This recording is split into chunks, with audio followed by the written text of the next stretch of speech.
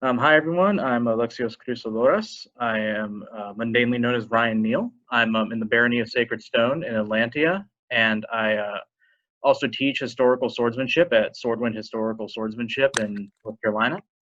Um, I've loved martial arts my whole life, and that includes sword fighting martial arts. And we're going to be talking today about an interesting aspect of Iberian fencing treatises and manuals that is near and dear to my heart.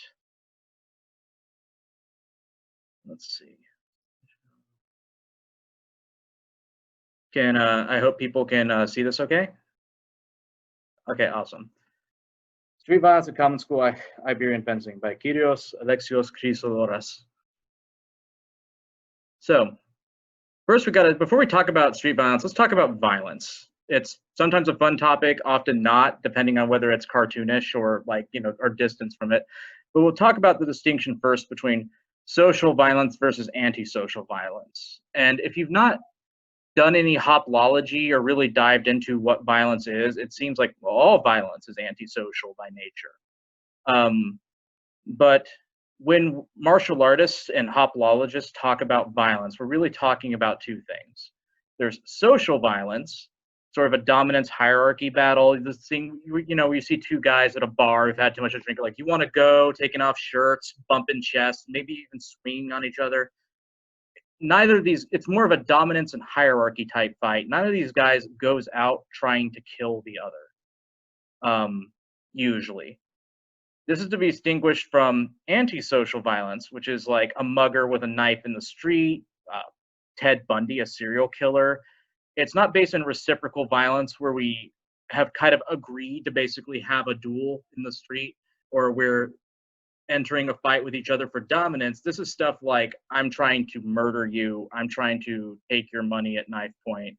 This is what we term antisocial violence. Our manuals mostly, like our fencing manuals from the Renaissance and Middle Ages, mostly deal with the former. And what we simulate in SCA fighting is entirely the former, because nobody pulls daggers on each other at feasts for impromptu fights as far as we know. I wouldn't recommend it. Like, nobody's ambushing people in tents in the SCA with knives, at least within the context of our game. So when we go out on the field for heavy or rapier fighting, we're simulating this kind of social violence. What we have as a period example, in fact, is thrusting and Holy Roman Empire sword fights. We have ample evidence, including from fencing manuals of the period, that the Germans strongly eschewed fencing in social fights. Even if we're going to go outside and fight each other with messers, which not literally means knife, but they're basically German machetes. We're going to have a machete fight outside the bar. If we throw a bunch of cuts at each other, that's still within the bounds of a fight. If I accidentally kill you while throwing cuts, that's an accident. That's manslaughter. The moment somebody thrusts, that's murder. So there's clearly, even in period, this recognition that there's social violence that we're okay with, and it's like, oh, this is assault, this is something like that. But then it's escalated towards antisocial violence and murder because it's been escalated beyond those bounds. Why does that matter? Because there's a lot of assumptions when we fence, or in a lot of our manuals, again, which focus on mostly on social violence. Awareness that one is even in a fight, that you've squared up with this guy, he's drawn his weapon, you've drawn your weapon, we are fighting. Nobody's ambushed anybody, nobody's suddenly pulled a knife, though this exists in some manuals, it's just not common. That our weapons are matched, that we both have rapiers because this is a duel, and like in duels we have matched weapons, or because we're just similarly armed people who've decided, like, meet me in an hour in the alley behind the tavern, let's have a fight. So matched weapons is usually what you see in manuals. You see rapier versus rapier, rapier and dagger versus rapier and dagger, longsword versus longsword. It's one-on-one, it's even numbers. And even the source we're going to talk about has a lot of this because it's the easiest way to learn fighting, but it's not the only way of fighting. So if someone came to me and was like, I want to learn how to fight, I wouldn't start with, okay, here's 3 of my students, and now you got to learn how to fight these guys. No, you'd learn one-on-one and things like that. But we still have to keep in mind that we're making a lot of assumptions about how violence works, just because that's the easiest way to teach, or it's part of the game we play, or things like that. But that can kind of skew our perspective about how violence looked in period and how it was talked about, especially because of the survivor bias of a lot of our sources, which talk about this sort of one-on-one matched weapons fight. Some fights look like this. This is from Michael Hunt, who's a Renaissance German author. Two guys squaring up with rapiers. It's a pretty standard duel, or just even like, hey, you cheated at cards, let's go outside and sword fight. Other fights look like this. Same treatise, you see a guy with sword and cloak fighting a mob, a guy ducking under a flail with a rapier, a guy throwing his rapier and running from a mob, and a guy with a gun fighting a guy with sword and dagger. So we see a whole variety of circumstances that are taken into account in some of these manuals beyond these gentlemanly rules, or even just mutually agreed combat with matched weapons. Even though the vast majority of our manuals covers this, there's these edge cases that are more indicative of what we would term sort of street violence, as opposed to more measured social violence. Which leads me into talking about the common school of Iberian fencing. So when people talk about Spanish fencing, Spanish rapier, or I do Spanish rapier in the STA HEMA, they're almost always talking about the true school, la verdadera destreza. I'm very bad with Spanish pronunciation sometimes because I have a speech impediment, but the true skill. We tend to think about things like math and geometry and lines and angles. There's an illustration on this page that's from Rada, who is a post-period master, but pretty indicative of the true school, where we have geometry, the right angle, and things like that. And a book that spends half the time teaching you math and philosophy before it gets to the fencing. And this sort of supplants the earlier idea where we have these things called treaties, which in later sources they kind of refer to as like a trick, like something, oh, this is just a gimmick, but it's not the true fencing. It's not as safe as you think it is. And this tradition actually dies out. Almost all the texts get lost. The reason we know really much about it at all is because Don Luis Pacheco de Narvaez, who's a period master of the true school, writes about these guys were idiots and here's what they said and it was wrong. He talks about people like Jaime Pons, Francesco Roman, and several other masters, and says they said these things and these are dumb. So it's sort of like, if anyone here has done any religious studies, that the reason we know about what some Christian heresy said is because of what was written about what they said. We don't really have any of their works surviving that we can find. But there's one major exception. And one reason that most of these texts get lost is because when Pacheco becomes basically the Grand Master of Spain and Spanish fencing, is that he says all masters need to recertify under the true school. And Pacheco was not a very nice man. He did turn somebody into the Inquisition for knocking his hat off, and seems kind of dictatorial in his writing. He's very much a hyper-Orthodox man, and seems to have brooked no dissent from the true school. And it's possible that these texts were deliberately destroyed as the true school took over. We don't have a lot of evidence, hard evidence for that, but it's definitely worth theorizing about given how this kind of went down. But we do have a complete surviving text written by a man named Domingo Godinho. It's the only surviving complete text of the tradition. We don't have Jaime Pons at all. We don't have Roman except fragments that are quoted. And it's an unpublished manuscript, which may be why it in fact survived. There's no published book to destroy. It's just a book he wrote in his hand. We know very little about him at all.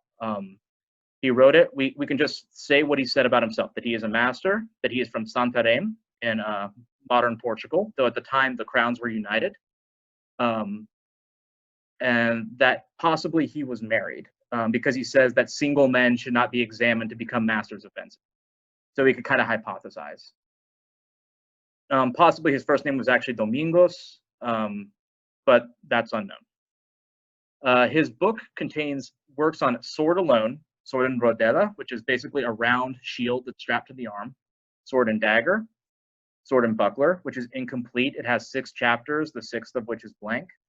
Montante, which is a great sword that's as tall as a person, 2 swords, sword and cloak, and what he calls against treachery, which we'll get to in a second. It's not so much against treachery as how to commit treachery under the guise of teaching you how to avoid treachery.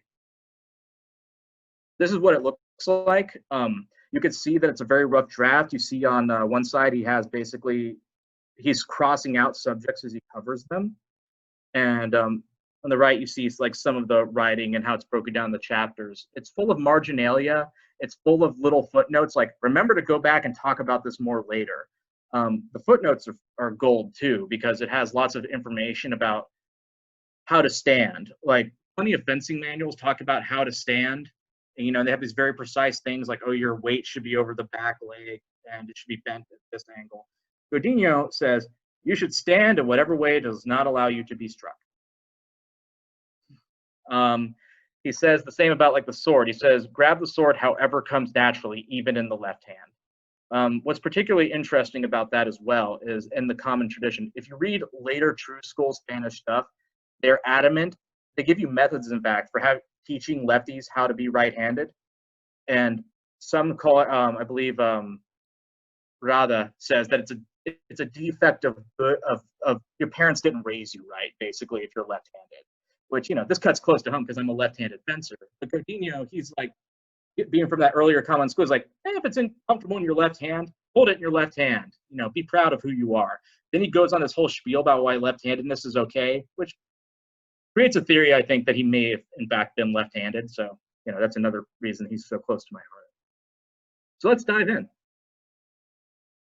He talks about mismatched weapons.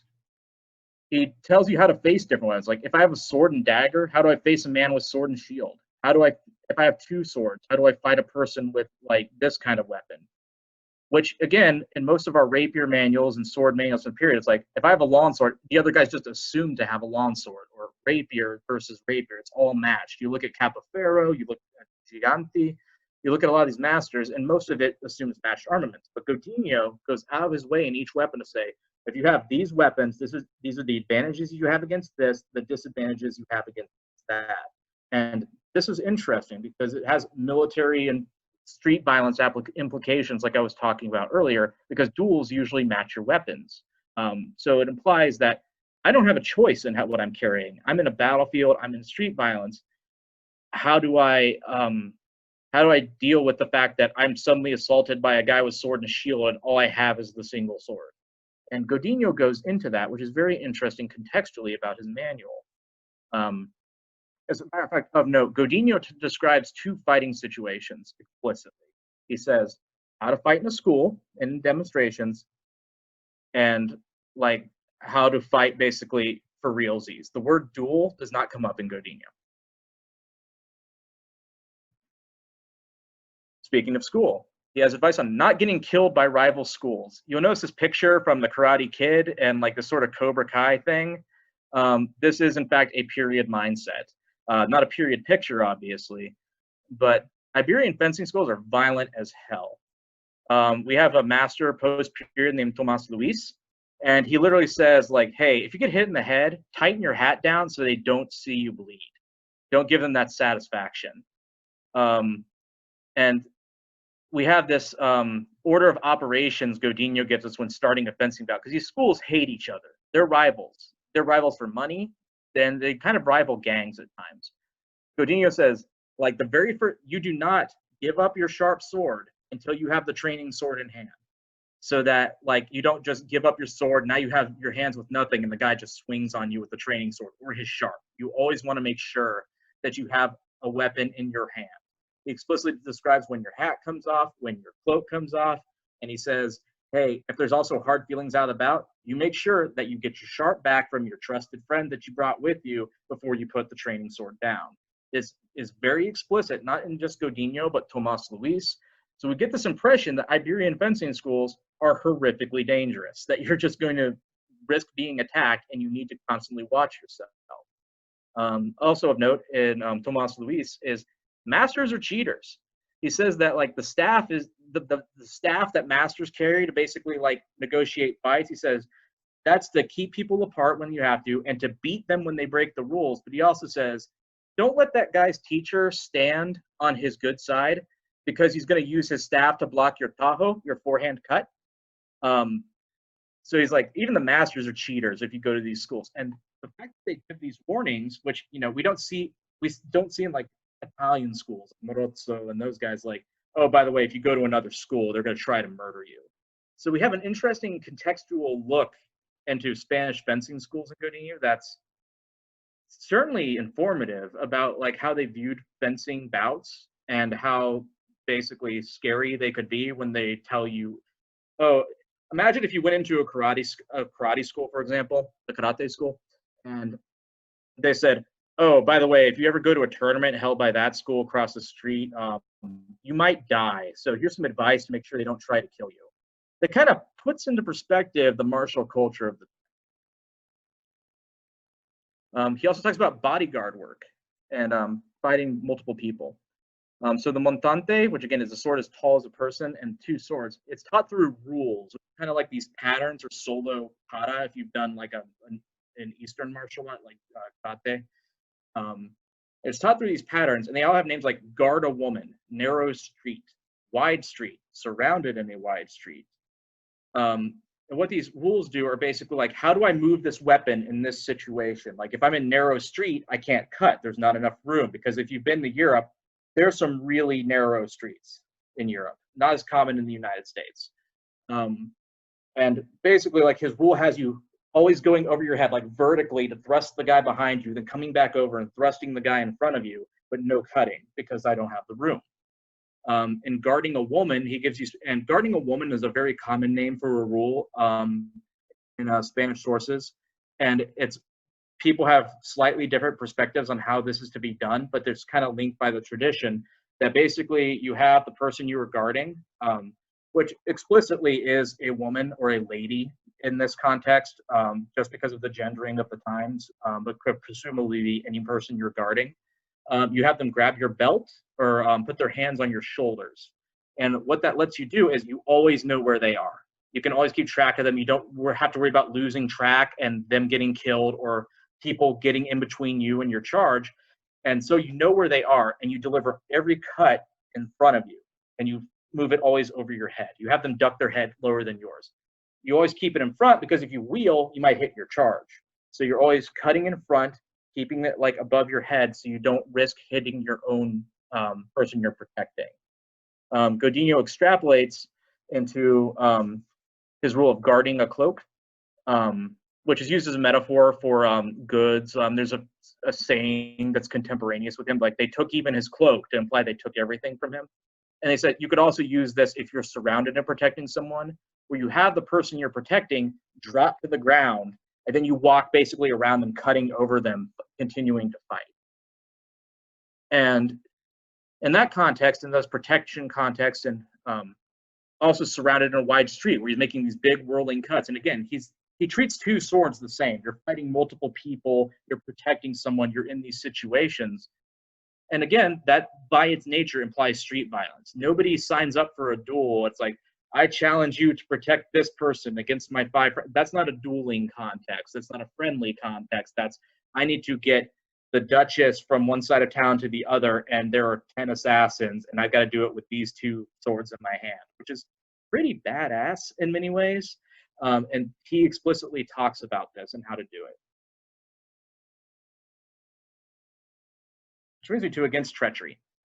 So in his Against Treachery section, it basically boils down to be more treacherous faster. So before we've even drawn swords, before we're even fighting, like we're basically, and he says, and you have come to the end of words, which implies that I'm done talking, I'm gonna ace this guy. One of the examples he gives is you can make false promises by crossing your fingers or on the cross of your sword, and you say, I swear on the cross, this cross, that I have no more quarrel with you. Then as you make the kiss the cross, you ram your fingers in their eyes as hard as you can. Bam. And then you draw your weapon and cut them, or draw your knife and end them. Or you do with the cross of your sword, and you do make that kiss on the cross to solidify that oath. You draw your weapon and you put the pommel in their teeth. And then you draw and you get your fight. His basic idea was, I'm going to survive. I'm going to be more treacherous than this guy because he'd do the same to me. There's a lot of stabbing them to death while you keep them from drawing their weapon. So you basically smack them across the face and put your hand on their hilt. So while they're trying to draw, you take your dagger out and you do what you need to do. And this sort of basically, again, shows a mindset of, we get this picture of this guy who's talking about how to defend yourself against multiple people, how to do all this, and these kind of tactics that, if not a scoundrel, this guy was a survivor, that he was in a rough area and he needed to know how to win fights against rough people more than how to win fights in, polished fencing schools where everybody's friends. Another one is you basically pull their hat over their eyes. So you basically dump the hat over their eyes, and again, you draw the dagger. And what's interesting about this dagger is he's one of the only sources where it's explicit where you wear it. He says you don't wear it across your body, trying to draw it cross-armed, because if you try to draw cross-armed, you might cut yourself. He has you wear it on your back, so some people basically can't get to it. And so you can, so at a tussle, someone can't draw your own knife and use it against you. So in addition to pulling hat over the eyes, one popular thing that I talk about that people love when I talk about it, pocket sand. He specifically tells you, he says, if by your own disgrace you're assaulted by multiple gentlemen, you basically keep sand in your pockets, and you will reach in and you will throw it at them. And you'll basically keep moving and throw sand in their eyes to blind them. The finest you can find, he said. But what if I run out of sand in that pocket, or if I need it? Godinho is ahead of you. He says you keep sand in both pockets. That way you don't run out. Just interesting, weird little notes like that.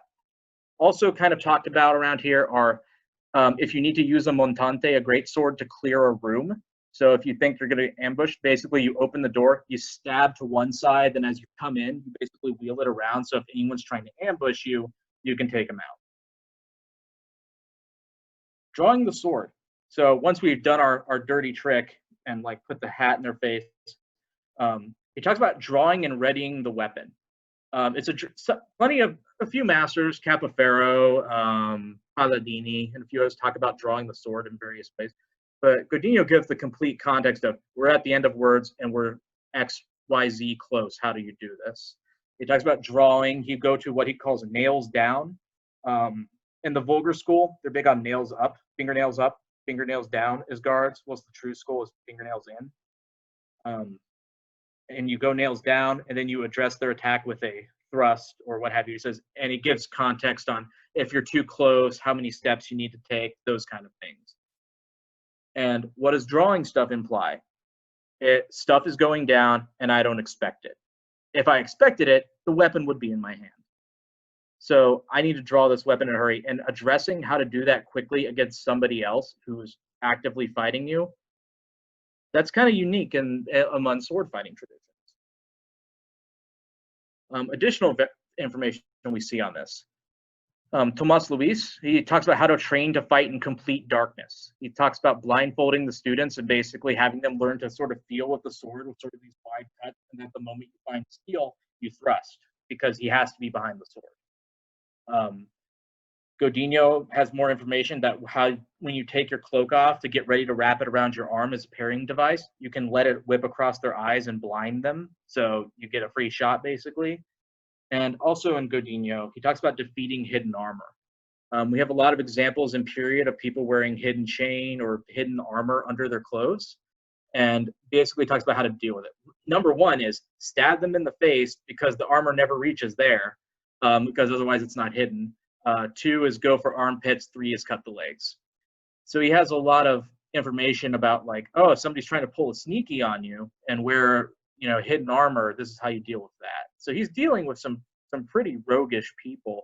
He even talks about, you'll hear this called brazal, which is referring to, he tells you not to do it, and that no true master teaches it, but people are wearing hidden armor or blocks of wood under their clothes so that they can do a surprise parry with their forearm that you don't expect because they're armored, and then they kill you. So hidden armor is a thing that comes up. So why is this all important? Why is it interesting? Iberian sources seem uniquely concerned with this violence in fencing compared to other sources. You don't see it in Italian sources, really. You don't see it in German sources. You don't see it in English sources. Of our period fencing sources, this is an Iberian thing to go into great detail about this street violence. Fiore, come from the Italian medieval tradition, comes close sometimes with a lot of the mismatched weapons or ambushes, but it's not as extensive, in my opinion, as Godinho's work. And it gives us context about what violence looks like in period. So what makes Spain unique versus Italy, where Italy we're fighting duels and, when I say duel, a lot of people think, oh, this 18th century idea of, oh, we're going to meet with small swords at dawn and have seconds. No, in Italy, people brought their friends. So they're sometimes just straight up Romeo and Juliet street fights. But nonetheless, in a culture concerned very with vendetta and duel in period, we see a lot of we see basically little concern in the rapier and side sword sources we have, and side swords are basically rapiers. Don't get me started on that.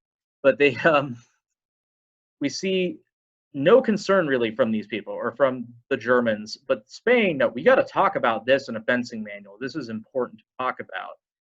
So we get this idea of street violence being a preoccupation in Iberia. Not that they were more violent than other societies. I don't have the stats on that to remotely make that kind of assessment. Nobody's done what Clusty did about the Holy Roman Empire to break down violence. They've not done that with Iberia yet. But the Spanish at least seemed eager to talk about it in their fencing.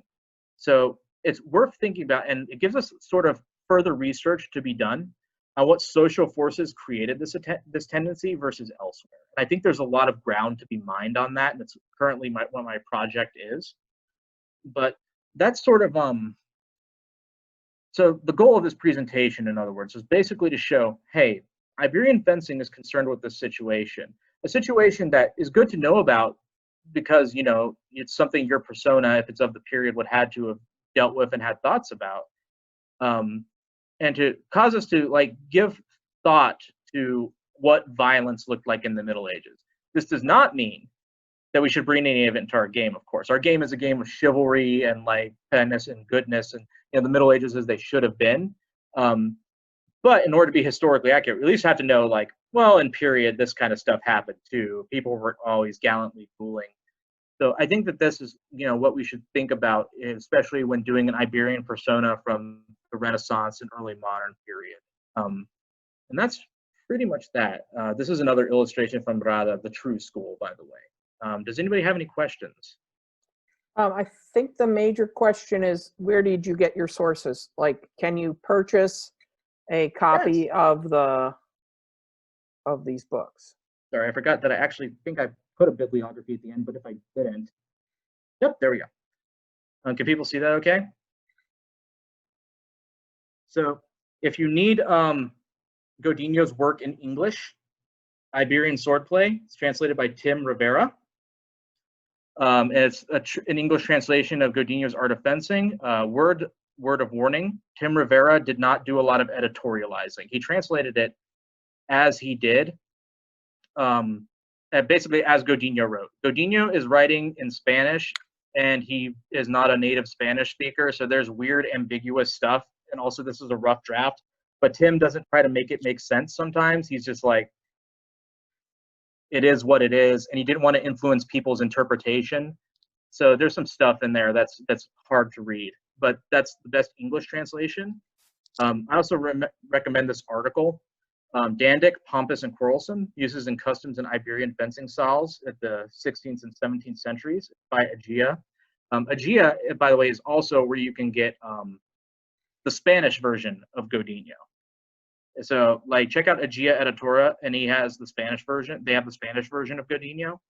And Tomas Luis, he's also in translation and in Spanish there.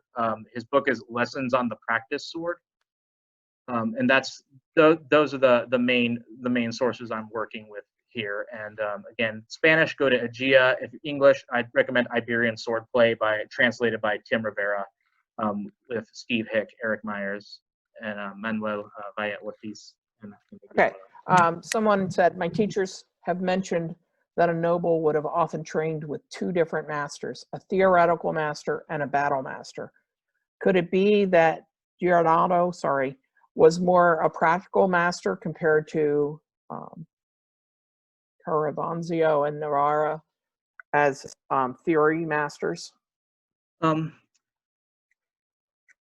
So this is kind of an interesting question because, again, Godinho represents this old school, and we know this because the later masters say one hallmark of our common Spanish school before we got the true art was they used nails up and nails down, and they used tricks, and they didn't have the true art, and they did ganar as opposed to atajo. What the difference is between ganar and atajo, they look the exact same, but the later like Carranza and them say, no, this is different because it has different philosophy behind it. So I think it's possible, certainly, and you get this feel. If you've ever heard of, I just forgot his name, Viedma. Viedma, who's a Destreza master, he basically had this. He said he was a vulgar fencer, like Godinho was a common fencer, and then he basically got mollywopped by a true skill master and became a convert to like the Carranza Narvaez system. Yet, if you look at his work, it's a lot of the vulgar stuff is still in there. A lot of the common school stuff that you see in Godinho. But I think you've got an interesting idea there, and I think that the theoretical masters like your Carranzas and Narvaez will be like, oh heck no! Like what we do is proof for everything, and like this is the battle, like real stuff. But you look at people like Viedma, you look at Figueiredo, and like other masters like that, and you see kind of this blurred line between what's vulgar and what's true. So I kind of, I like where you're going, that you would have like essentially your theoretical teacher or your mathematical teacher, and like your teacher who also teaches you how to win in bar fights. So I know that's kind of a roundabout answer, but I think that it's possible. But I think that a lot of the true school authors would say, no, what we have is sufficient, and that's just vulgar, and it only works because it's vulgar tricks. It doesn't have the true art. What practically people did to learn under teachers, it's harder to say. And I think that your approach is not your thoughts are not a bad one on that.